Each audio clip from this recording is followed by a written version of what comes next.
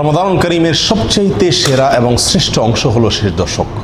প্রথম এবং দ্বিতীয় দশকের ইবাদত বন্দিগির চাইতে শেষ দশকে ইবাদত এবং বন্দিগির গুরুত্ব অনেক অনেক গুণ বেশি। এই দশকের মর্যাদা এবং গুরুত্বের বিশেষ কারণ রয়েছে। তার প্রথম কারণ হলো রমজানের শেষ দশকেই নবী করিম সাল্লাল্লাহু আলাইহি সাল্লামের প্রতি আল্লাহ সুবহানাহু ওয়া তাআলা কোরআন নাজিল করেছিলেন, যে কোরআন মুসলিম উম্মাহর প্রতি আল্লাহ সুবহানাহু ওয়া তাআলার সবচেয়ে বড় অনুগ্রহসমূহের অন্যতম। সেই কোরআন আমরা পেয়েছি এই দশকে। দ্বিতীয়ত, এই দশকেই আল্লাহ সুবহানাহু ওয়া তাআলা লাইলাতুল কদর রেখেছেন, যে লাইলাতুল কদর হাজার মাস ইবাদতের চাইতে শ্রেষ্ঠ এবং উত্তম। যেই লাইলাতুল কদর প্রসঙ্গে আল্লাহ সুবহানাহু ওয়া তাআলা কোরআনে কারিমে একাধিক জায়গায় আলোচনা করেছেন, যে সম্পর্কে আল্লাহ তাআলা একটি সূরা নাজিল করেছিলেন। সারা বছরের শ্রেষ্ঠতম রজনী এই লাইলাতুল কদর আল্লাহ সুবহানাহু ওয়া তাআলা রেখেছেন এই দশকেই। এই দশকের ফজিলত এবং মর্যাদার কারণ হলো এই দশকে নবী করিম সাল্লাল্লাহু আলাইহি সাল্লাম ইবাদত এবং বন্দিগির জন্য যত সাধনা করতেন, যত পরিশ্রম করতেন, যত চেষ্টা করতেন, সারা বছরের অন্য কোনো সময়, এমনকি রমজানের প্রথম 20 দিনেও এরকম সাধনা, এরকম মেহনত, এরকম কষ্ট তিনি করতেন না, যেটি আম্মা জান আয়েশা রাদিয়াল্লাহু তাআলা আনহার বর্ণিত হাদিসে স্পষ্টভাবে উল্লেখিত হয়েছে। বুখারী এবং মুসলিমে সেই হাদিস বর্ণিত হয়েছে, কানা ইয়াজতাহিদু ফীহি মা লা ইয়াজতাহিদু ফী গায়রিহি। রমজানের শেষ দশকে নবীজি সাল্লাল্লাহু আলাইহি সাল্লাম ইবাদতের জন্য যে সাধনা করতেন, যে পরিশ্রম করতেন, যে কষ্ট করতেন, অন্য কোনো সময় এত সাধনা, এত পরিশ্রম, এত কষ্ট তিনি করতেন না। এই জন্য এই দশকের মর্যাদা এবং গুরুত্ব অপরিসীম। একজন মুমিনের জন্য রমজানের শেষ দশকের আমল এবং করণীয়গুলো কি? প্রিয় বন্ধুগণ, নবী সাল্লাল্লাহু আলাইহি সাল্লামের আমলের আলোকে, তার আদর্শের আলোকে আমরা 5টি আমল খুঁজে পাই এই দশকে। প্রথম নম্বর আমল হলো সারা রাত জেগে ইবাদত বন্দেগী করা। সারা রাত জেগে থাকা, জেগে যতটুকু সম্ভব ইবাদত বন্দেগী করা, বিছানায় পিঠ না লাগানো। এই 10টি রাত, শেষ দশকের এই রাতগুলোকে আল্লাহর জন্য বরাদ্দ করে রাখা। এই 10টি রাতকে আমার মুক্তির জন্য, নাজাতের আশায়, আমার জান্নাত লাভের আশায়, আল্লাহ সুবহানাহু ওয়া তাআলার রহমতকে নিজের করে নেওয়ার আশায়, আল্লাহ সুবহানাহু ওয়া তাআলার কাছ থেকে মাগফিরাত লাভের আশায় এই দশকে সম্পূর্ণভাবে নির্ঘুম রাত কাটানো। এই দশকে আরামের ঘুমকে হারাম করে দেওয়া, এই দশকে বিছানা পেট না দেওয়া। আম্মা জান আয়েশা রাদিয়াল্লাহু তাআলা আনহা বলেন, কানা নবী সাল্লাল্লাহু আলাইহি সাল্লাম ইযা দাখালাল আশর আহইয়া লাইলাহ। রমজানের শেষ দশক যখন শুরু হতো, নবী সাল্লাল্লাহু আলাইহি সাল্লাম সারা রাত জেগে ইবাদত বন্দি করতেন, একটুও ঘুমাতেন না। ওয়া আইকাদা আহলাহ। এবং 2 নম্বর আমল হলো এই দশকের পরিবারের লোকদেরকে ঘুম থেকে ডেকে তুলে দেওয়া ইবাদত বন্দেগী করার জন্য। নবী সাল্লাল্লাহু আলাইহি সাল্লাম নফল আমলের জন্য, নফল ইবাদতের জন্য কখনো পরিবারের লোকদেরকে ঘুম থেকে ডেকে তুলতেন না।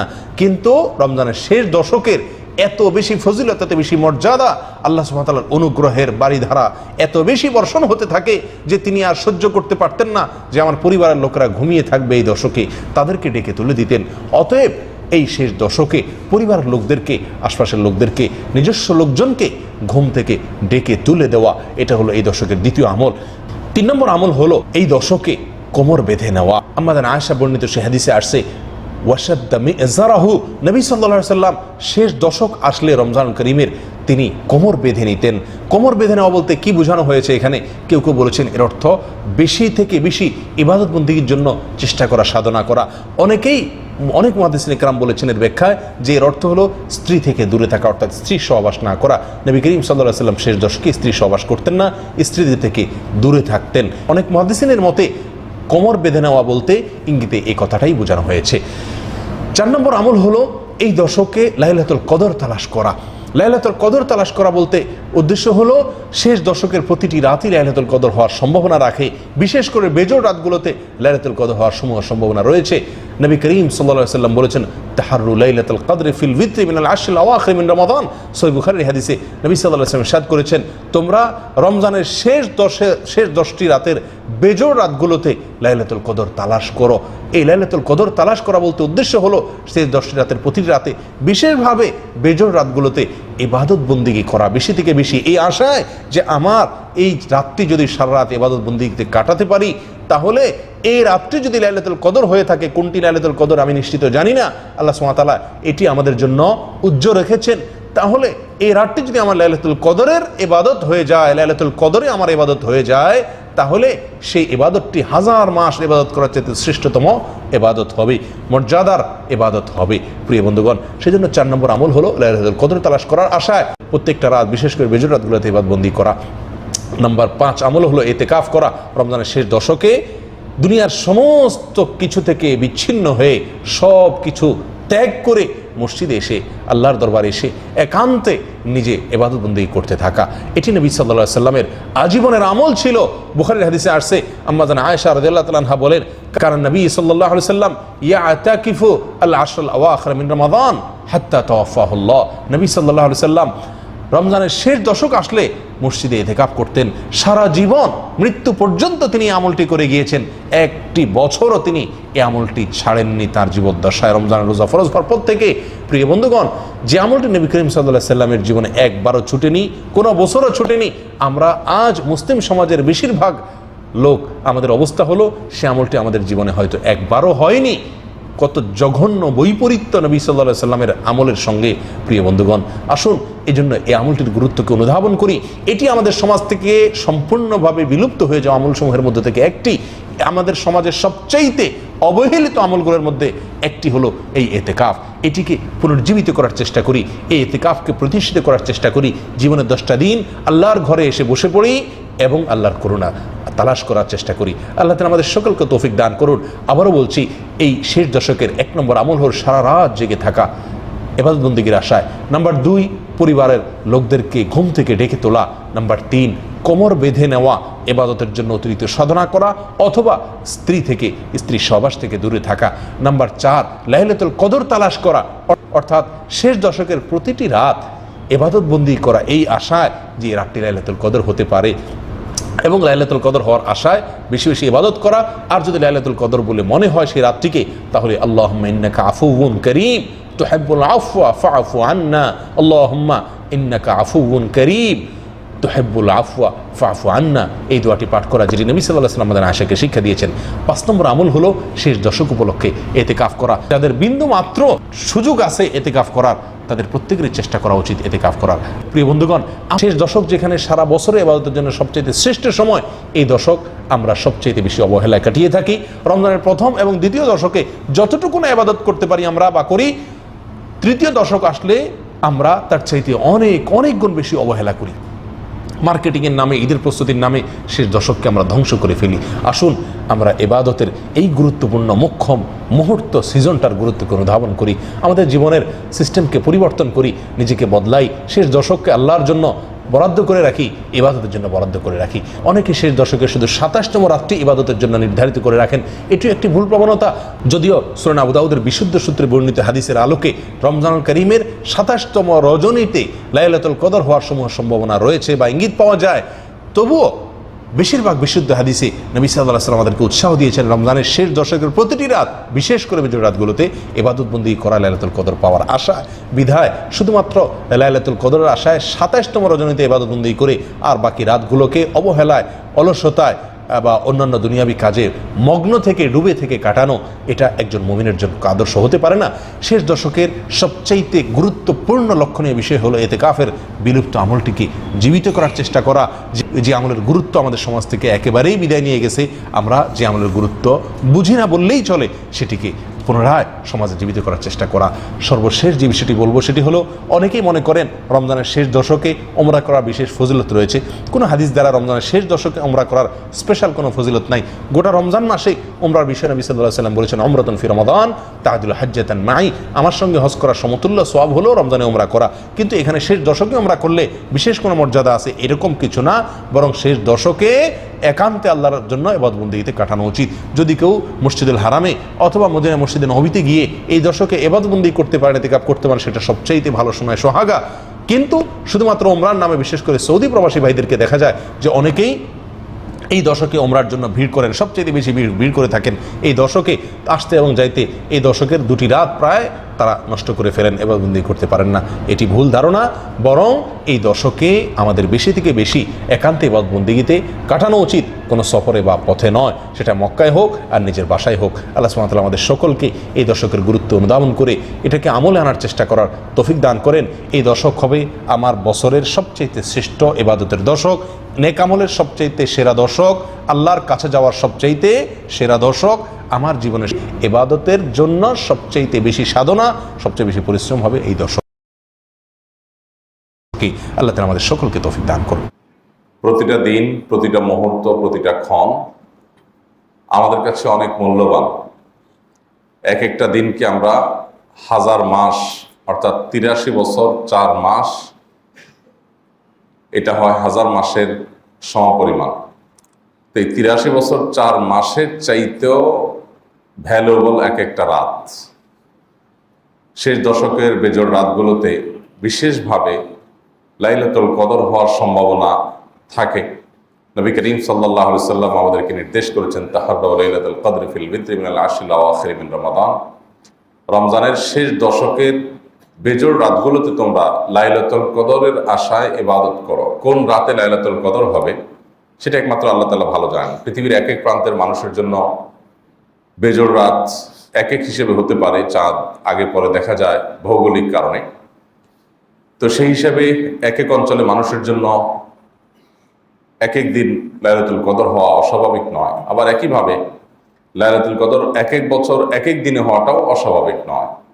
আমরা সাধারণত 27তম রজনীকেই লাইলাতুল কদর হিসাবে চূড়ান্তভাবে ধরে বসে থাকি, যেটা আসলে এইভাবে এতটা নিশ্চিতভাবে বলার কোনো সুযোগ নাই। নবীজি সাল্লাল্লাহু আলাইহি সাল্লাম আমাদেরকে শেষ দশকের প্রত্যেকটা রাতে ইবাদত করতে বলেছেন। সেখান থেকে তিনি আরও কাস্টমাইজ করে আমাদেরকে বলেছেন শেষ দশকের বেজোড় রাতগুলোতে 21, 23, 25, 27, 29 এই রাতগুলোতে বিশেষভাবে ইবাদতবন্দি করার জন্য।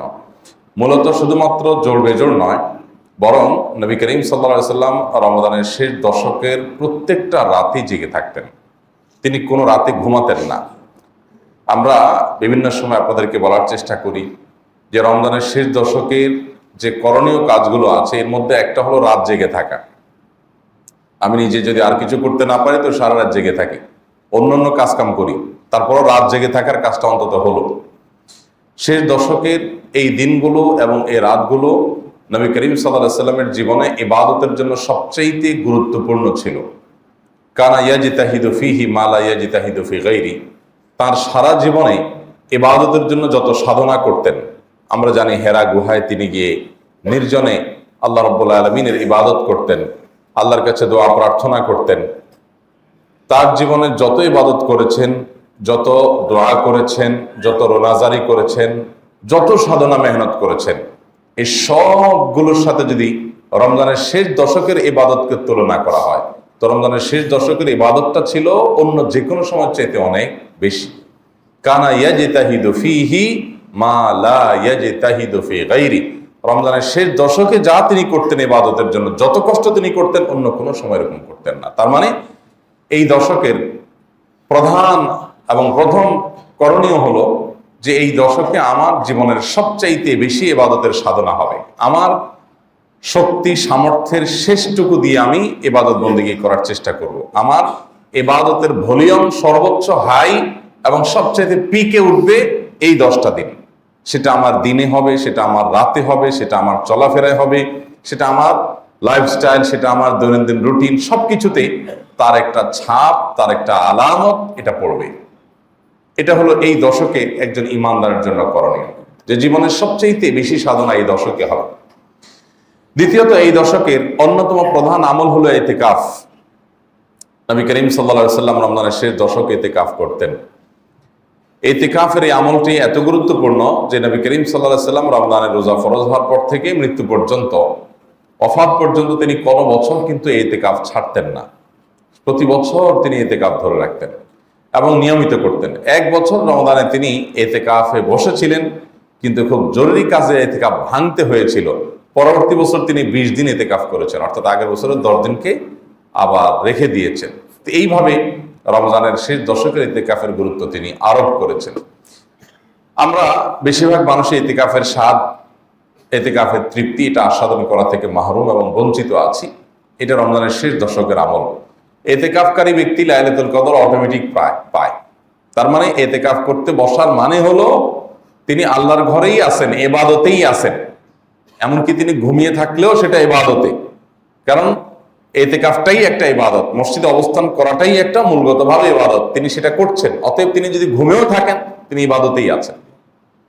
এইটা ইতিকাফকারীর জন্য বিরাট বড় সুযোগ। তাছাড়া যারা ইতিকাফে বসেন তারা সাধারণত রাতে, শেষ দশকের এই রাতগুলোকে তারা হেলায় হারান না। আল্লাহর ঘরের যে আবহাওয়া পরিবেশ, বিশেষ করে ইবাদতের পরিবেশ যখন থাকে, সুন্দরভাবে সেটাকে কাটানো যায়। যাই হোক, সেই সুযোগটা এখন নতুন করে আর নেওয়ার মতো স্কোপ নাই। পরবর্তী বছরগুলোর জন্য আমরা প্ল্যান পরিকল্পনা করতে পারি আগে থেকে।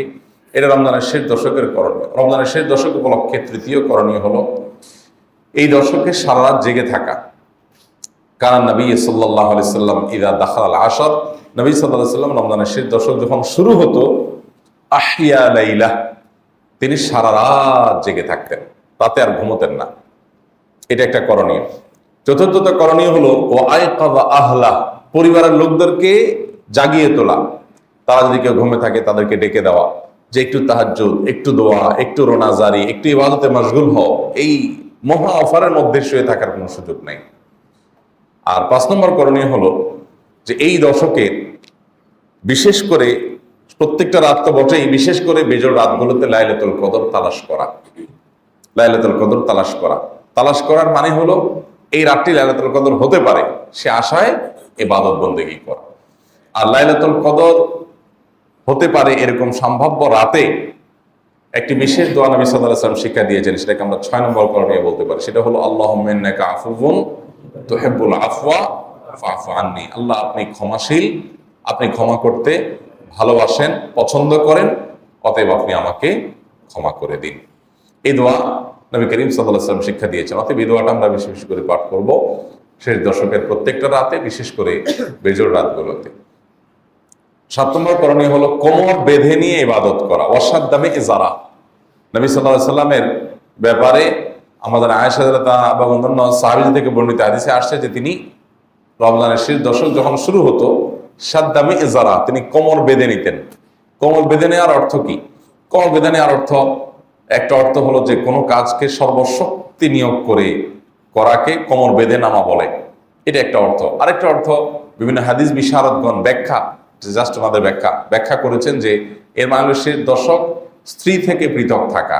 এটা নবী সাল্লাল্লাহু আলাইহি ওয়াসাল্লাম করতেন। তার মানে এই দশকটা শুধুই ইবাদতের জন্য রাখতেন। তাছাড়া এমনি যেহেতু ইতিকাফে থাকতেন, অতএব সেটাও বোঝা যায় যে এই ব্যাখ্যাটাও অমূলক বা অযৌক্তিক নয়। অর্থাৎ এই দশকটা ইবাদতের জন্য নিজেকে সম্পূর্ণ পৃথক করে রাখা, এই কাজটি নবী করিম সাল্লাল্লাহু আলাইহি ওয়াসাল্লাম করতেন। রমজানের শেষ দশক এর গুরুত্বপূর্ণ আরেকটা আমল হলো যে এই দশকে আমাদের ইবাদত বন্দেগী নেক আমল যেগুলো রমজানের সারা মাস জুড়ে আমরা করেছি, সেগুলো এই দশকে আরো বিশেষ গুরুত্বের সাথে করা, সেটা আমাদেরকে করতে হবে। আর আরেকটা করণীয় হলো সদকায়ে ফিতির দেওয়া। প্রত্যেক রোজাদার ব্যক্তি তার পরিবারের ফিতরা সম্পর্কে আমরা অনেকে পরিপূর্ণ পরিষ্কার না, অনেকে ধোঁয়াশার মধ্যে থাকি। সদকায়ে ফিতির এটা একটা পরিবারের কর্তা যিনি, তিনি তার পরিবারের সকল সদস্য যারা তার একান্নভুক্ত, যাদের ভরণ পোষণ তিনি দিচ্ছেন, এটা তার অধীনে, তারা সবার তরফ থেকে পরিবারের কর্তা যিনি উনি দিবেন। আপনি আপনার স্ত্রী, আপনার সন্তান সন্ততি, এমনকি দুধের বাচ্চা, সবার হেড কাউন্ট করে সবার তরফ থেকে আপনি ফিতরা আদায় করবেন। ফিতরাটা কি? ফিতরাটা হলো নবী করিম সাল্লাল্লাহু আলাইহি ওয়াসাল্লাম বলেছেন, এটা তুহরাতান লিস-সাইমি আনিল লাগবি ওয়ার রাফাস ওয়া তু'মাতান লিল মাসাকিন।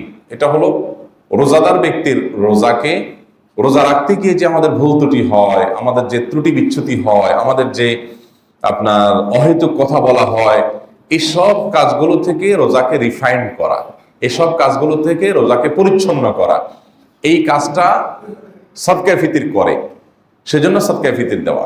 আর আরেকটা সদকায়ে ফিতিরের উদ্দেশ্য হলো তুহমাতাল লিল মাসাকিন, মিসকিনদের খাদ্য দান কর্মসূচি। পৃথিবীতে আমরা আজ খাদ্য দানের নানান কর্মসূচির কথা জানি, শুনি, বিভিন্ন সংস্থা, বিভিন্ন প্রতিষ্ঠান দেশীয় আন্তর্জাতিকভাবে করে। কিন্তু ইসলাম যে খাদ্যদান কর্মসূচির নির্দেশ দিয়েছে, সেই খাদ্যদান কর্মসূচি পৃথিবীর সবচাইতে ব্যাপক। এরকম ব্যাপক খাদ্যদান কর্মসূচি অন্য কোনো প্রতিষ্ঠান কখনো দেওয়ার কথা কল্পনাও করতে পারে না। একটা দিন, ঈদের দিন অন্তত, পৃথিবীর সকল অভাবী, সকল গরিব মানুষের বাসায় ভালো খাবারের ব্যবস্থা থাকবে, এটা নিশ্চিত করতে চায় ইসলাম। যে ঈদের দিনটা অন্তত মন ভরে হাসি মুখে মানুষ যার যার যে প্রিন্সিপাল ফুড আছে, সে ফুড, প্রধান খাদ্য যেগুলো আছে, সেগুলো তাদের বাসায় থাকবে এবং তারা এই একটা দিন অন্তত না খেয়ে থাকবে না, খাবারের কষ্ট করবে না, মন ভরে একটু খাবে। এই ব্যবস্থা যেন হয়, সেজন্য এই ফিতরার নির্দেশ আমাদেরকে দেওয়া হয়েছে। এটা ওয়াজিব, এটা আবশ্যক। এই ফিতরা আদায় করাটা জরুরি, এটা কোনো নফল কাজ না, না করলে গুনাহ হবে। অতএব এই ফিতরাটা আমরা সঠিকভাবে সবাই আদায় করবো ইনশাআল্লাহ তাআলা। ফিতরা আদায়ের সাথে জাকাতের সম্পর্ক আছে কিনা এটা নিয়ে ইমামদের মধ্যে মত পার্থক্য আছে, কিন্তু আমরা সবাই চেষ্টা করব যার যার জায়গা থেকে দেওয়া। যদিও আপনার ফিতরা আদায়ের ব্যাপারে হানাফি মাযহাবের ফতোয়া হলো যে এটা শুধুমাত্র যাদের উপর জাকাত আবশ্যক হয় তাদের জন্য, ওই পরিমাণ সম্পদ থাকলে তাদের উপরে বর্তায়, বাকিরাও দিতে পারেন রোজাদার হিসাবে রোজাকে রিফাইন্ড করার জন্য। অন্যান্য ইমামদের মতে অবশ্য ধনী হোক গরিব হোক সবার তরফ থেকে দিতে হবে। তো যাই হোক, এই ফিতরা আমরা আদায় করার চেষ্টা করব কখন? এটা হবে চাঁদ উঠার পর, ঈদের চাঁদ দেখা যাওয়ার পর থেকে নিয়ে আপনার ঈদের নামাজের আগ পর্যন্ত এই সময়টাতে। আমরা ছোটবেলায় দেখেছি আমাদের মা চাচিরা ফিতরার টাকা রেখে দিতেন, রেখে দিয়ে 2 টাকা 2 টাকা করে দিতেন, এবং 2 টাকা 2 টাকা করে, তখন টাটকা নোট 2 টাকার নোট থাকতো, 1 টাকার নোট থাকতো, 1 টাকা 2 টাকা করে দিতেন এবং এটা রেখে দিতেন যে গরিব আরো আসবে, ঈদের দিন দুপুরে কিছু আসবে, বিকালে কিছু আসবে, তাদেরকেও দিতে হবে, এই জন্য সব দিতেন না। তো এইভাবে দিলে ফিতরা আদায় হবে না, এটা ওনারা জানতেন না, ভুল পদ্ধতিতে ফিতরা দিতেন। নবী করিম সাল্লাল্লাহু আলাইহি ওয়াসাল্লাম বলেছেন, ফামান আদ্দাহা ক্বাবলা সালাতি ফাহিয়া সাদাকাহ মাকবুলা, যে ব্যক্তি ঈদের নামাজের আগে ফিতরা আদায় করবে সেটা ফিতরা হিসাবে গ্রহণযোগ্য হবে আল্লাহর কাছে। ওমান আদ্দাহা বা'দা সালাতি ফাহিয়া সাদাকাতুম মিনাস সাদাকাত, আর যে ব্যক্তি ঈদের নামাজের পরে ফিতরা দিবে সেটা জেনারেল ডোনেশন হয়ে যাবে, এটা ফিতরা হবে না, আপনার ফিতরার ভূমিকা ওইটা রাখবে না। অতএব ঈদের নামাজের আগে দিতে হবে। দেখুন ইসলামের সৌন্দর্য, ঈদের নামাজের আগে কেন, পরে হলে সমস্যা কি? এমন ইসলাম চায় আপনি আমি আমাদের যে আনন্দ আছে, আমাদের যে ভোগ আছে, আমাদের যে উৎসব আছে, আমাদের যে উল্লাস আছে, আমাদের যে ফুর্তি, এটা করবার আগে আমি অন্তত এক বা একাধিক পরিবারের হাসি এবং আনন্দের ব্যবস্থা করে তারপর আমি হাসবো। এ হলো ইসলামের নির্দেশনা।